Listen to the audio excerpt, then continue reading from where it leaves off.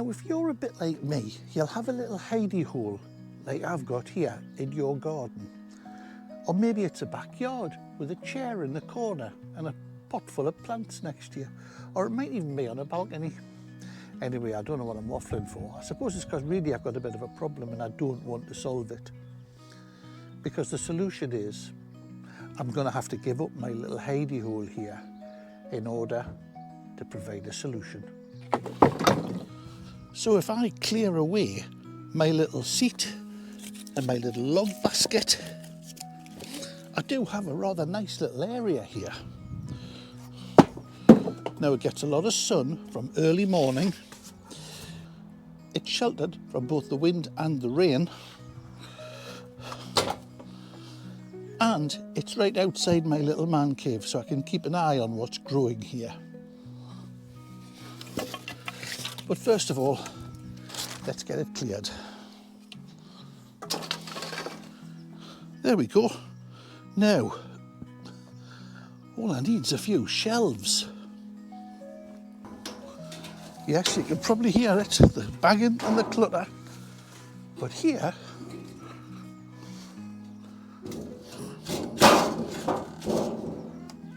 is a few shelves. Just what I need.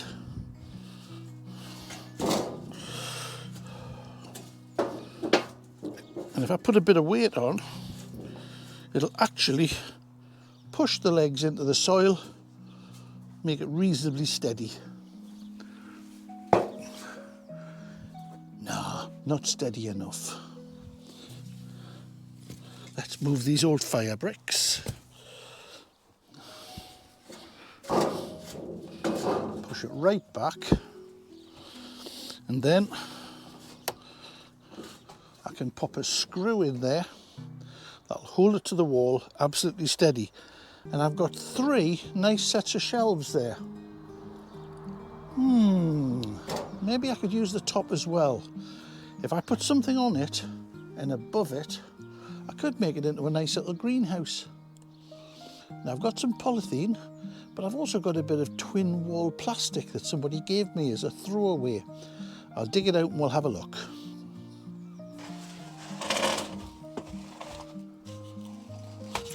Now, this is the stuff I'm thinking of. It's rigid, it's twin wall, in fact I think this is 3 walled. And if I put some soapy water down between it, I may be able to clear it away. So my thinking was, if I cut some of this up, and with a set of old shelves and a bit of old ingenuity, I might be able to knock it up into a greenhouse. This stuff cuts easy, and I've got a bunch of zippies. Let's see what we can do. Keep your eye open.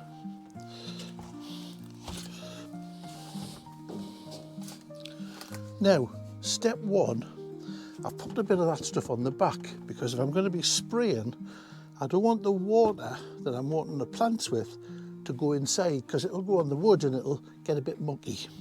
So, shelves in place, sugary shelves I may add, but what I plan to do is to pop a couple of these big screws right through, and I'll probably put a little wooden chock at the back to make these a bit more rigid, because remember what we're going to do is we're going to cut some more of this stuff to make some sides. So let's get on with that.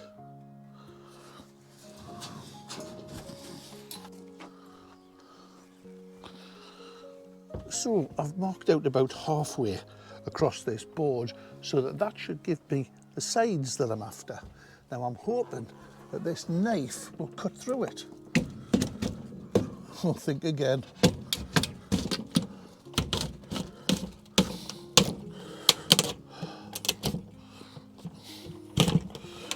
I think a chainsaw might be better. Cue a saw.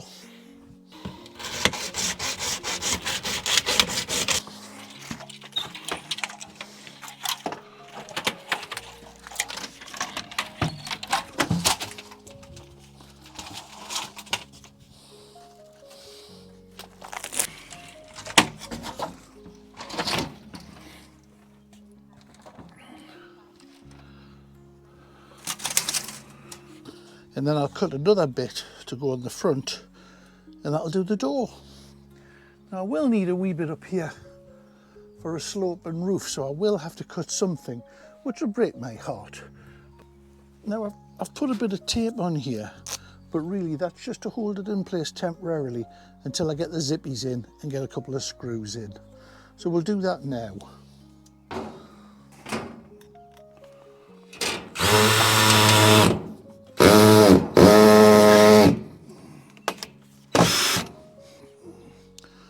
Okay, a couple of screws in there to hold this reasonably solid against the back wall, and then everything attaches to this.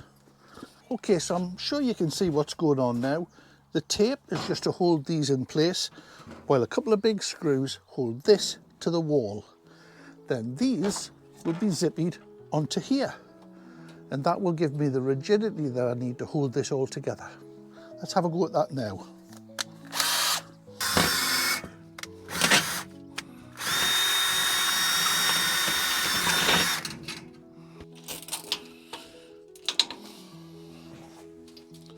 There we go, that seems nice and tight. Now, let's see if we can find a bit for the front now. There you go, so I imagine you can see it coming together a bit now. So I've popped a little bit in on the roof, on a bit of a slope, just in case any rain comes down, it'll shed it off. This is all just zipping together. I mean, it's literally gaffer tape and spit. And here's what I thought we could use as a door. It's what's left off the sheet. And if I put it a little higher, a couple of zippies round, with a bit of luck, I should be able to do that. So we'll give it a go and we'll see what happens. So there you go then. The door's on, a couple of zippies for hinges, the metal shelves are inside, the framework's built, reasonably solid, and I've already started getting the plants in. So these are the ones that we potted into the milk cartons, you remember? Just did them a couple of days ago. They're going out there now. When they get to about this size and they've hardened off, then I can give them away to folks, or I can get them planted. And I must admit, I do grow hundreds and hundreds of plants, and I've got no space to plant them, but I get a great deal of delight in giving them to other people and knowing that they've planted them. Now I've got 4 shelves in there now, but with a bit of reinforcement on the top, I can get another shelf out of that, and that will allow me to put some more hardened off plants right up on the roof itself. Now I would urge you to have a look around your house, a look around your garden. If you go past any skips, have a quick look inside. If you've got a recycle centre, second-hand shops around you, have a look and see if you can pick up a little set of shelves.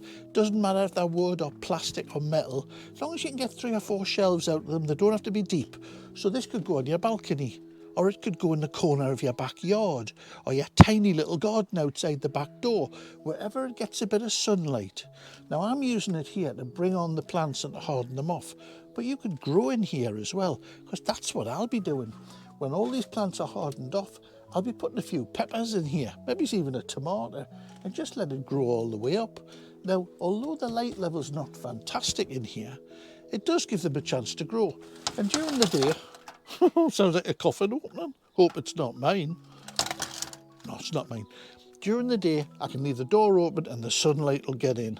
And in the night time, when the temperature drops a bit, I simply close the door, put a brick in front of it, Bob's your uncle, nice and safe till the next day. And then as this lot get grown and passed on, the next lot will be ready to come in. I'll keep that turnover going, so as one lot of crops is ready to be harvested and eaten, the next lot from here will be ready to be planted out. Go on, give it a go. It's not hard. If numpty here can do it, you can do it. And if you enjoy what it is that I'm mucking about with here, if you like these crazy little videos, and if you want to have a go, then why not join the Green Thumb Gardening Club? Now, it doesn't cost you a penny. All it costs you is to do that.